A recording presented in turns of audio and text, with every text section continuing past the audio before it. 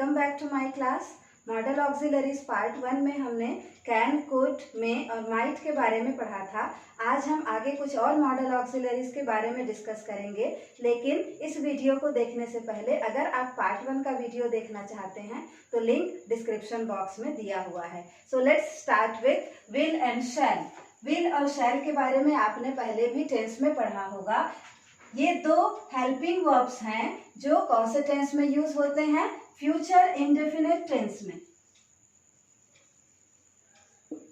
Future indefinite या simple future tense के helping verbs हैं विल एंड शैल। और विल और शैल हम कौन कौन से सब्जेक्ट्स के साथ यूज करते हैं? According to the rule of future indefinite tense, with first person, that is with I and we use shall। First person के साथ हम shall यूज करते हैं। Second and third person, that is with you, he, she, it and they। इन सब के साथ हम will यूज करते हैं। तो ये वो रूल है जो अभी तक आपने टेंस में, फ्यूचर इंडेफिनिट टेंस में पढ़ा होगा। लेकिन कुछ ऐसे सिचुएशंस होते हैं जैसे कि प्रॉमिस, थ्रेट, कमांड और डिटर्मिनेशन।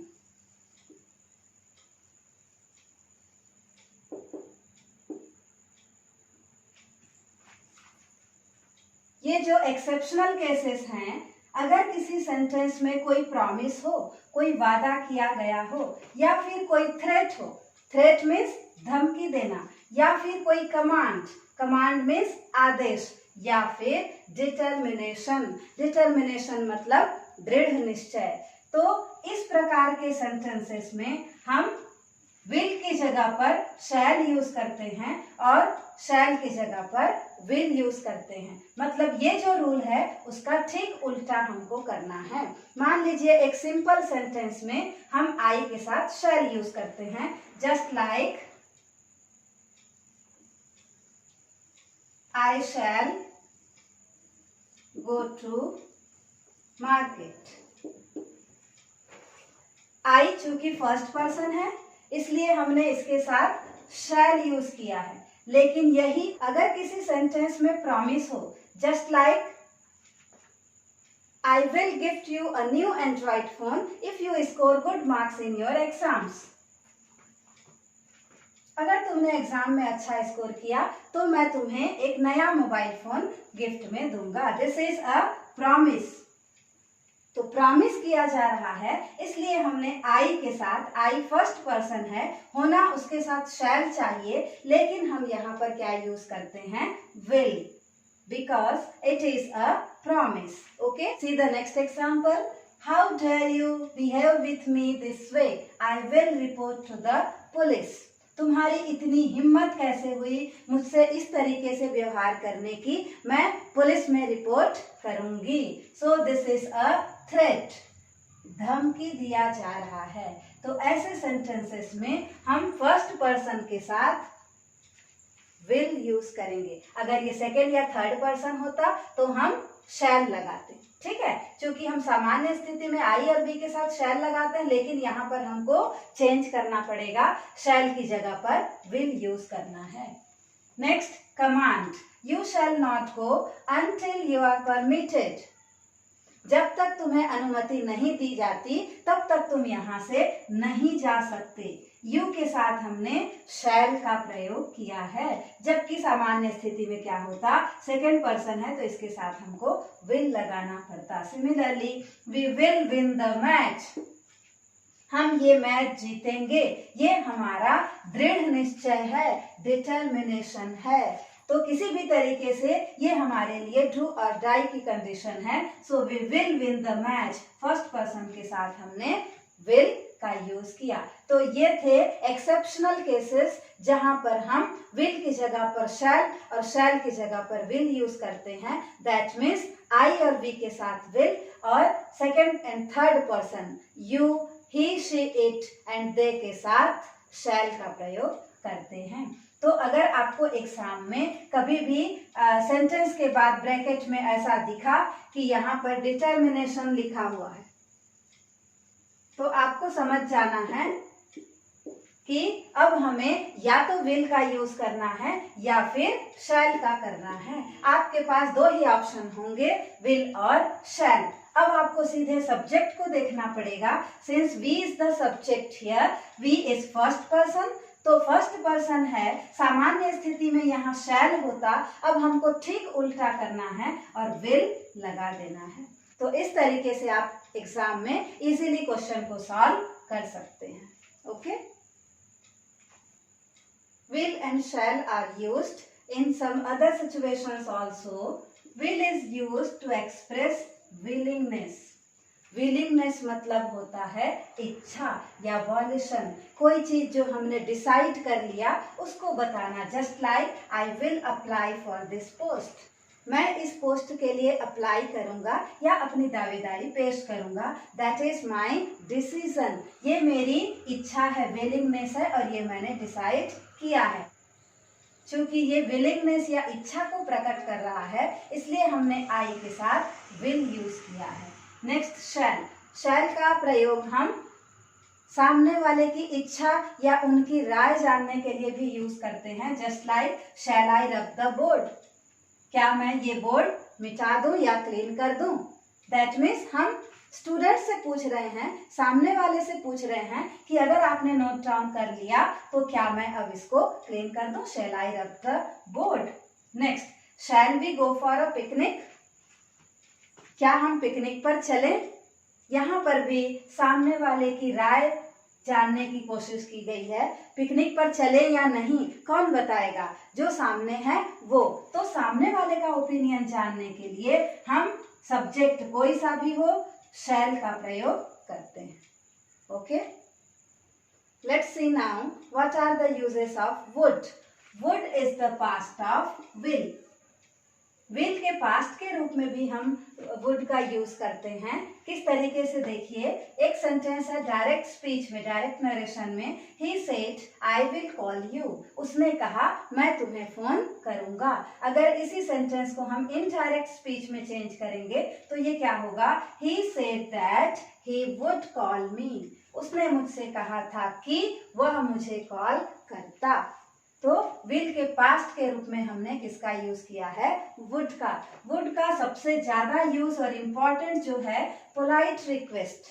पोलाइट रिक्वेस्ट मीन्स विनम्र अनुरोध। किसी से बहुत पोलाइटली अगर हमको कुछ अनुरोध करना है तो हम वुड का यूज करते हैं। Just like would you please lend me 5000 rupees for a month, please कृपया क्या आप मुझे 5000 रुपए एक महीने के लिए उधार देंगे।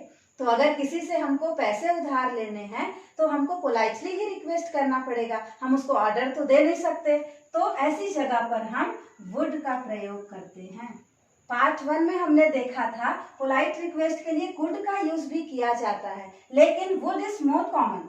जब भी आपको एग्जाम में अगर आपको ब्रैकेट में पोलाइट रिक्वेस्ट दिया हुआ होगा तो आप वुड ही यूज कीजिए। ओके, 3 मॉडल ऑक्सिलरीज को हमने एक साथ लिया है, should, ought to and must. इसलिए क्योंकि ये तीनों की मीनिंग हिंदी में होती है चाहिए, but they are a bit different.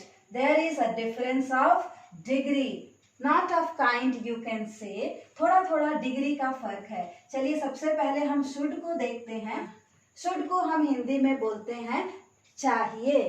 Should expresses desirability and desirability means what we think is right for people to do. हमको क्या लगता है कि लोगों को क्या करना चाहिए। Just like you should not smoke, तुम्हें धूम्रपान नहीं करना चाहिए। You should plant trees, you should always speak the truth. तो वो सारी बातें जो हम एक कान से सुनते हैं और दूसरे कान से निकाल देते हैं, वहां पर शुड का यूज किया जाता है कि हमको क्या करना चाहिए या हम जो सोचते हैं कि दूसरे को क्या करना चाहिए। तो ये है डिजायरेबिलिटी। शुड का प्रयोग हम कई बार प्रोबेबिलिटी, कुछ संभावना व्यक्त करने के लिए भी करते हैं। I have bought 3 packets of milk, that should be enough. 3 packet दूध मैंने लाए हैं तो वो पर्याप्त है, संभावना है, प्रोबेबल कि उतना हो जाएगा। शुड का प्रयोग इंट्रोगेटिव सेंटेंसेस में इंस्ट्रक्शंस या एडवाइस, कुछ आदेश देने के लिए या कोई सलाह देने के लिए भी किया जाता है। What should we do now, अब हम क्या करें? जस्ट वेट एंड वॉच, कि हम इंतजार करें आने वाले समय का कि क्या होता है, देखेंगे। जहां पर भी अगर आपको ब्रैकेट में डिजायरेबिलिटी दिया होगा किसी भी सेंटेंस में, तो वहां पर आपको शुड का यूज करना है। और अगर ऐसा क्लू नहीं दिया हुआ है तो आपको सेंटेंस की मीनिंग समझने की कोशिश करनी है। अगर ऐसा लगता है कि वो मीनिंग चाहिए करके आ रहा है तो वहां पर आपको शुड लगाना है। Next is ought to. Ought to duty या ऑब्लिगेशन को प्रदर्शित करने के लिए यूज किया जाता है। ड्यूटी मतलब कर्तव्य या ऑब्लिगेशन मतलब होता है बाध्यता। तो ऑट टू का मतलब भी चाहिए होता है, लेकिन यह शुड से थोड़ा ज्यादा जरूरी है, हम ज्यादा बाध्य होते हैं। कैसे? You ought to respect your elders, तुम्हें अपने बड़ों का या पेरेंट्स का रेस्पेक्ट करना चाहिए, आदर करना चाहिए। तो अगर हम बड़ों का आदर नहीं करेंगे तो हमको कोई जेल की सजा तो नहीं होगी, लेकिन फिर भी हम नैतिक रूप से उसके लिए जिम्मेदार हैं। और अगर आप अपने से बड़ों का रेस्पेक्ट नहीं करेंगे तो ये एक नेगेटिव इम्पैक्ट, उसका गलत प्रभाव आपके दोस्तों पर या सामने वाले के ऊपर पड़ सकता है कि वो आपके बारे में अच्छा नहीं सोचेगा। Ought not to, You ought not to behave like that. तुम्हें इस तरीके से बिहेव या व्यवहार नहीं करना चाहिए था। किसी चीज के लिए डिसअप्रूवल, डिसअप्रूवल मतलब अस्वीकृति देना कि जैसा तुमने बिहेव किया वो ठीक नहीं था। You ought not to, अगर ऐसा करना चाहिए that is ought to, अगर नहीं करना चाहिए तो ought not to। ought to not आपको नहीं लिखना है, not will be in between ought and to। Now let's move on to must। must को लेकर एग्जाम्स में हर बार क्वेश्चंस पूछे जाते हैं। चलिए देखते हैं इसके क्या क्या यूज हैं। First, strong obligation. Obligation means बाध्यता। स्ट्रॉन्ग ऑब्लिगेशन मतलब बहुत ज्यादा बाध्यता या जब कोई काम बहुत जरूरी हो। For example, we must obey the law of our country. हमें अपने देश के कानून का पालन करना ही पड़ेगा, नहीं तो उसके लिए हमें पनिशमेंट मिल सकता है, जेल भी भेजा जा सकता है। कोई काम जो बहुत जरूरी हो, जैसे plants must get enough water to survive. तो प्लांट्स को जिंदा रहने के लिए पानी कितना जरूरी है? बहुत जरूरी। तो हम ऐसे केसेस में मस्ट का प्रयोग करते हैं। Next is compulsion. कंपल्शन मतलब होता है मजबूरी। मजबूरी कैसे? It is raining, I must take my raincoat to office. चूंकि पानी गिर रहा है तो मेरी मजबूरी है कि मुझे ऑफिस के लिए रेनकोट पहनकर ही जाना पड़ेगा। I must join this job since I don't have any other option। मेरे पास कोई और ऑप्शन नहीं है, इसलिए मुझे इस नौकरी को ज्वाइन करना ही पड़ेगा। तो मजबूरी। Next, certainty. सर्टेनिटी मतलब निश्चित रूप से। अगर हम पूरे विश्वास के साथ बोले कि निश्चित ही ऐसा होगा, like Kriti must have some problem, she keeps crying. Kriti को जरूर से कोई प्रॉब्लम होगी क्योंकि वह हमेशा रोती रहती है। तो जब हम किसी भी बात को पूरे विश्वास के साथ बोलते हैं कि हाँ ये ऐसा ही होगा, तो हम मस्ट का यूज करते हैं। लेकिन ध्यान देने वाली बात यह है कि जब हम उसी निश्चित वाक्य को जब ऐसा बोलते हैं कि ऐसा तो बिल्कुल भी नहीं होगा, निश्चित रूप से ऐसा नहीं होगा, तो मस्ट नॉट यूज नहीं करते, वहां पर हम कांट का प्रयोग करते हैं। It can't be Kriti at the door, she is in Delhi. अगर हम ये बोले कि जो दरवाजा खटखटा रहा है वो कृति हो ही नहीं सकती, वो तो दिल्ली में है, तो इट कांट बी, नहीं होना। तो निश्चित रूप से कोई नहीं है तो कांट का यूज, लेकिन निश्चित रूप से ऐसा होगा बोलना है तो हम मस्ट का प्रयोग करते हैं। dare and dare not. Dare means courage और हिम्मत। जब भी किसी काम को करने की हिम्मत प्रदर्शित की जाए तो वहां हम यूज करते हैं dare। हमने पहले भी एक एग्जाम्पल में देखा था how dare you, तो तुम्हारी इतनी हिम्मत कैसे हुई। How dare you to blame me for this mistake, इस गलती के लिए तुम्हारी इतनी हिम्मत कैसे हुई कि तुम मुझे दोषी ठहरा रहे हो। He dared to jump into the river, तो उसने हिम्मत की नदी में कूदने की, जंप करने की। So dare means presence of courage. Absence of courage, जहां किसी काम को करने की हिम्मत नहीं हो वहां पर हम यूज करते हैं dare not. For example, she dare not tell her father the whole truth, अपने पिताजी को पूरी सच्चाई बताने की उसकी हिम्मत बिल्कुल भी नहीं है।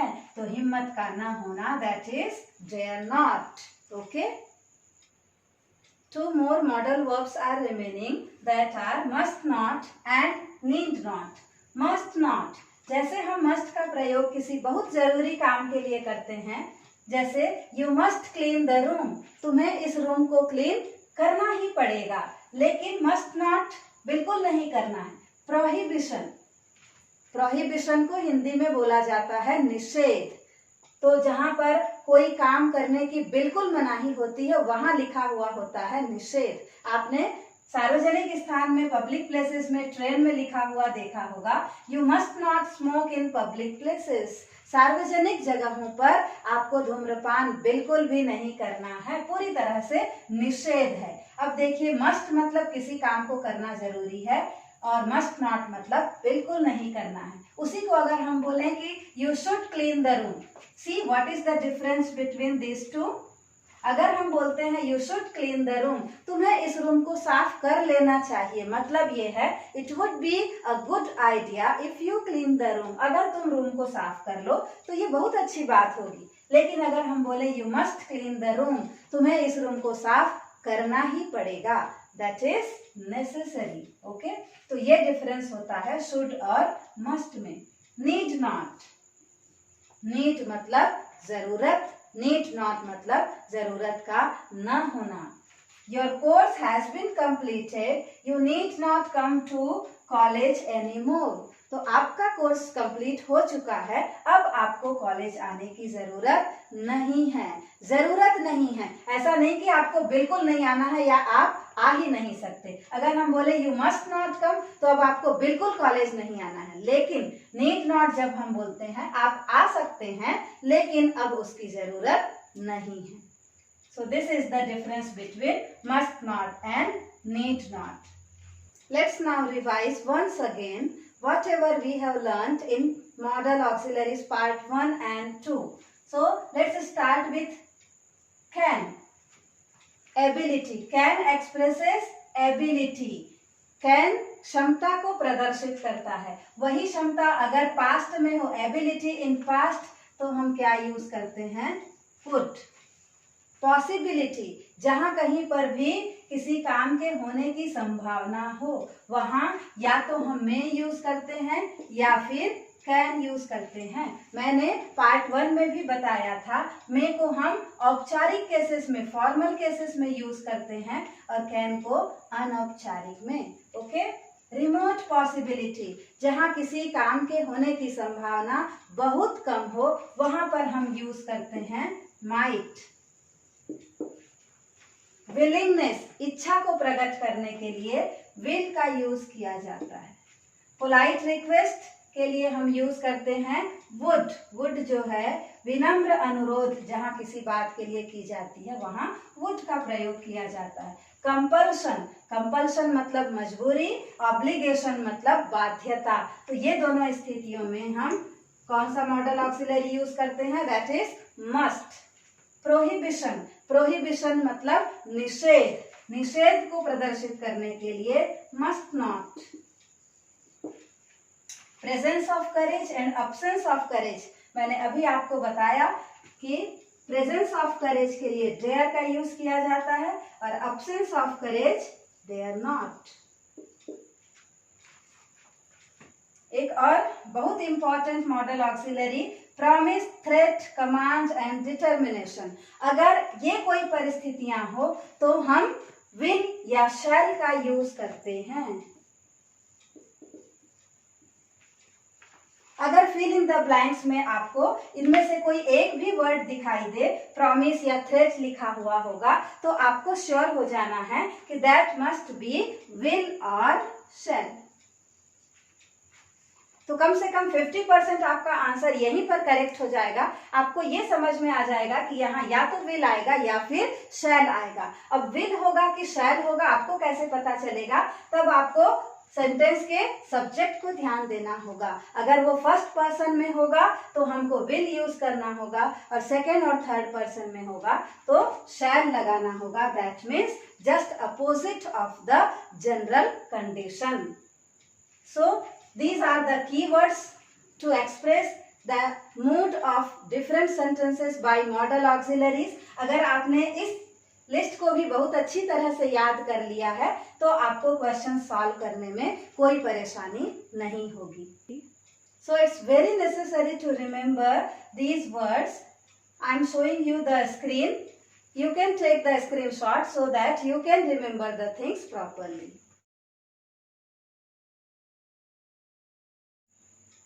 So students, this was all about modal auxiliaries. Hope the whole concept is clear to you now. अगर अभी भी आपको कोई डाउट हो तो प्लीज आप लोग कमेंट सेक्शन में जरूर लिखिए. I will definitely reply to them. Okay? Thank you.